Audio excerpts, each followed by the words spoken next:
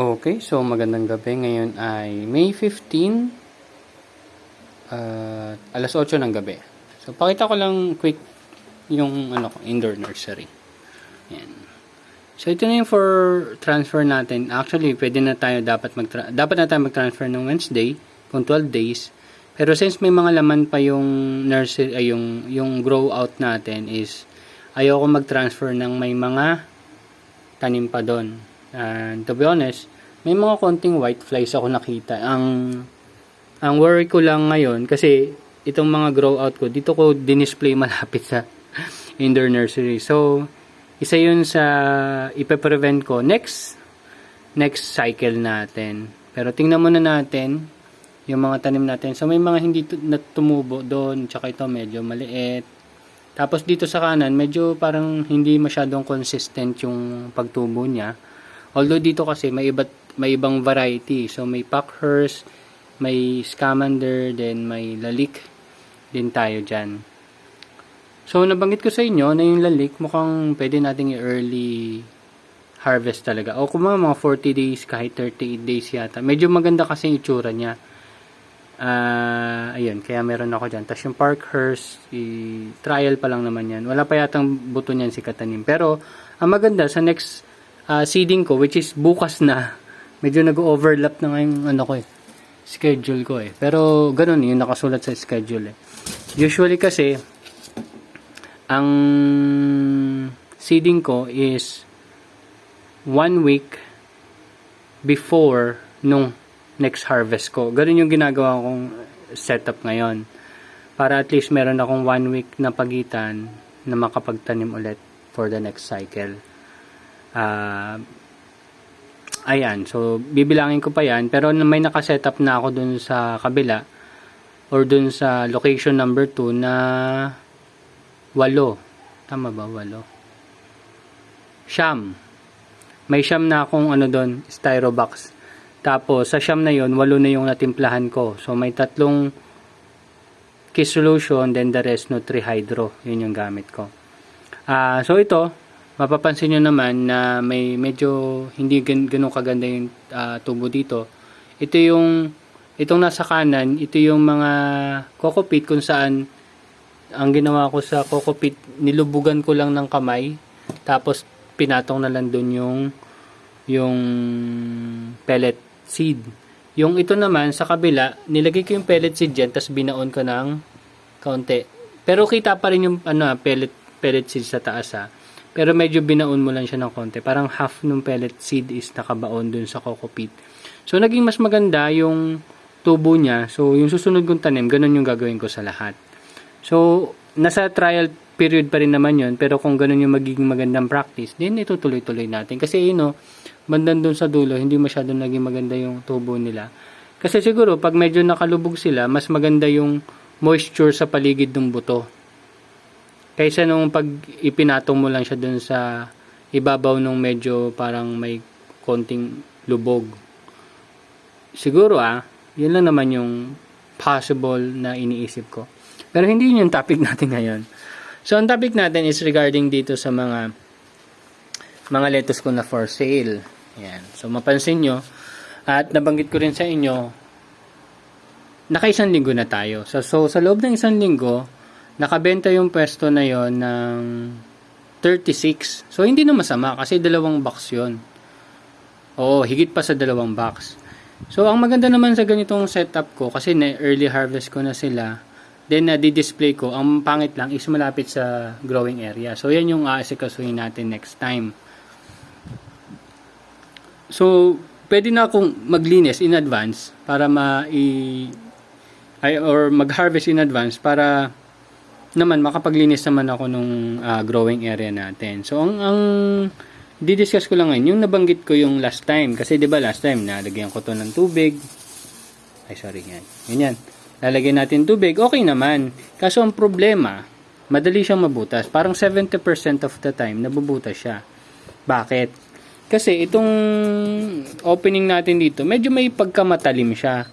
Tapos, yung lettuce, pag maganda yung tubo, so medyo bulky itong net caps natin, pag nilagay natin siya dyan, kakaskas siya dun sa gilid. Eh, di ba? Imagine niyo. Ito yung plastic. Sorry, wait lang, isin natin. Ito yung plastic, tapos may tubig dyan. Tapos, nilagay ko dyan yung lettuce. Kasi, ilulubog ko ng konti yan para medyo firm yung, ano niya. Medyo firm yung lettuce dyan at hindi masyadong gagalaw-galaw. Pero sa pag-push ko dun pababa, nakakaskas siya dun sa gilid. Kaya, nabubutas yung plastic. And 70% of the time, tulad ng sinabi ko, ay nagli-leak. So, pag nag-leak, wala na rin naman tubig yung lettuce natin. Medyo malalanta rin din sila. Yun lang yung napansin ko. So, yung next na gusto kong gawin, o yung gusto ko talagang gawin na ngayon, is dapat, nandito na sila lang sa loob ng box. Ang problema lang, hindi ko kasi maitayo ng ganyan yung mga lettuce. Oh, di ba yan? Imagine yung nakaganyan. Hindi siya ma-out of balance siya, tapos mahuhulog siya. Kasi may ugat pa yan eh. May ugat pa yan dito eh. So, hindi siya mababalanse. So, one way, kailangan isiksik natin siya dyan. Kaso, pag nandito naman yung mga lettuce, yan, parang hindi siya masyadong kita dito. Kaya, iniisip ko pa talaga kung paano ko siya madi-display ng maayos-ayos. So, ngayong araw na to, yan, medyo yun yung iniisip ko. Ngayong gabi pala, actually, nung pauwi ako, iniisip ko na, kung paano ko siya madidiskartihan. Ang naisip ko, lagyan ko ng mga trays to, yung 128 trays, pero yung ano lang, parang dito lang, kung saan ko lang ilalagay yung lettuce. Pero kailangan medyo angat siya siguro. Yan, dito. Pero titingnan ko pa. Ngayon ko pa lang naman kasi gagawin. Isip ko kung paano magandang diskarte. Para maganda pa rin yung presentation kasi. Kasi nakita nyo naman yung tanim ko, di ba, nasa ibabaw. Ganun yung makikita ng tao. Except na may plastic na siya. Kasi parang ready to pick na siya para sa mga gustong mag-harvest. Pero isa pa na iniisip ko naman, dapat mas malaki ng kaunti yung butas. Kumbaga, kailangan masusuksok siya doon, yung loob. Tapos, yung ilalim na yung may tubig. So, kung magkaroon naman ng sugat, yung sa taas na part na lang parang taas na part na lang ng plastic yung masusugatan, nasa ilalim naman yung tubig. Kaya, may tubig pa rin siya habang naka-display. Pero kailangan ko lakihan yung butas, which is hindi ko pwedeng gawin ngayon kasi ginagamit ko to as growing box. Okay, so ang daming problema. Pero yun yung susolusyonan ko. Titingnan ko kung anong setup or kung paano discarte gagawin ko. Yun yung nire-resolve ko sa ngayon. Yun lang, gusto ko lang kasing i-share yung problema para mamroblema rin kayo. Pero pakina ko sa inyo kung paano magiging diskarte. Yun kasi yung nagiging problema ngayon.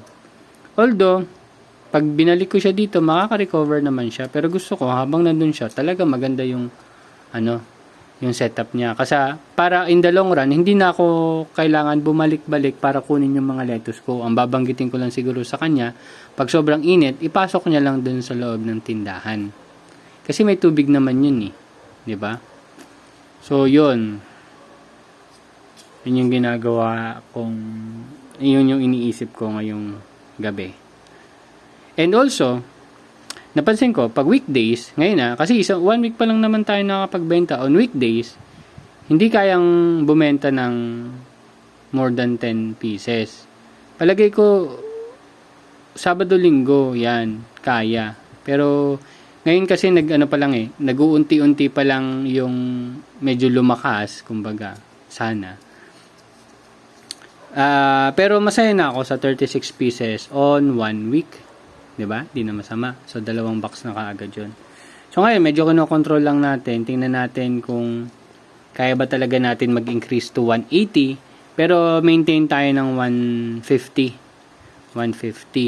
Basically, yung mga nabenta ko na naman, umabot na siya ng quota ko. Nasa 2.9. Pag i-compute mo siya as 3,4,100 Sabihin natin lahat nung nabenta is 3,4,100. Nasa 2,900 na yung nakolekta ko. Oo. Kaano na rin yun, computed na rin yung may porsyento si Kuya Jojo doon. Kaya, goods naman. Based sa computation ko, para lang ma-replant ko lahat ng tinanim ko ngayon, kailangan ko lang ng 2K. So, may 900 ako. Maliit, pero pwede na. Meron naman. Kasi nagana pa tayo inaayos pa naman talaga natin at meron pa akong nabagin ko, 24. May 24 pa doon, pero hindi lahat yun kasi malalaki na. Medyo maliliit na yung natira talaga doon. Hindi ko alam kung paano ko pa i-discarte. Siguro, susunod, yan. Lalagyan na natin ng sulat dito na parang free, pesticide free or 100% no chemical spray, ganyan. No chemical sprays used, yan. Kasi, yan, dito, lalagay natin dito. Parang advertisement lang ba? And also, isa pa na banggitin pala ng isang subscriber natin. Hindi ko sure kung na-discuss ko na nung last time. Ang ginawa niya, nag-print siya nung nung logo niya, nung pangalan ng farm niya, address siguro, at saka contact number. Tapos, tinitape niya yun, tapos dinidikit niya dito sa pinaka-plastic. So, in the long run, nalalaman din kung saan yung farm niya, which is magandang idea din. So, isip ako, papaprint ako sa kapatid ko dun sa office nila. Ayan, maliliit lang naman yan. Kumbaga contact details lang nung mismong farmer. So makakatulong yun sa akin. And sinubukan ko rin pala kanina gumawa ng lettuce chips. Hindi ako marunong. Pero syempre, multiple trial naman yun. Nahirapan ako. Hindi ko talaga forte yun.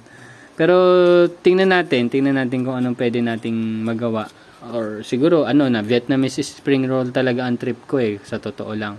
Para hindi ko na kailangan magluto. Kumbaga, fresh yung mga gamit mo. Ang pinakalulutuin mo na lang siguro doon kung maglalagay ka ng chicken or anong karne yung ilalagay mo doon sa Vietnamese spring roll. Anyway, ano pa ba ang pwedeng i-discuss ko? Actually, yun lang. Yung problem lang dito sa current na ginagawa natin. Kasi medyo maasikaso yung pabalik-balik Mas maganda sana, tulad nung nabanggit ko, kung pwede natin siya ma-display dito sa loob. Tapos may tubig na siya. Hindi ko kasi pwedeng dali ng nakababalan sa tubig lahat yan. Tsaka mabigat. Kumbaga yung design, kung paano natin siya i-design. Pwedeng siguro nasa isang cup. Siguro kung ganito. Naisip natin. Wala ba akong plastic cup dito? Ito.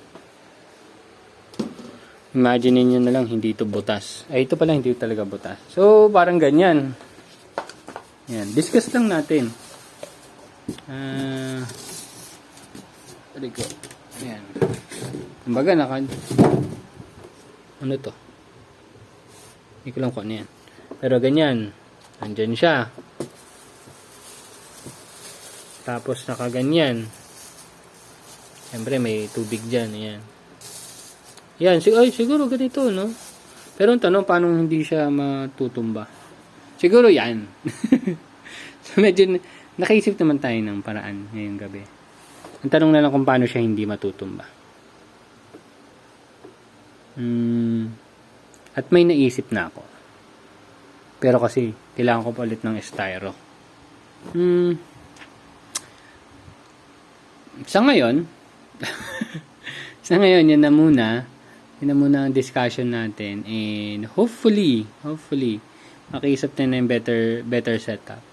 Pero palagay ko yan gagana. And at the same time pala, mga tropa, gusto ko lang din sabihin na medyo maganda yung naging turnout nung spinach siya.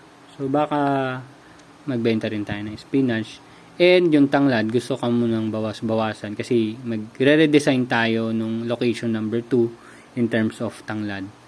So, tanong ko kay Kuya Jojo kung pwede rin natin ipa-display yun. Siguro Sunday, kasi Sunday maraming tao dyan.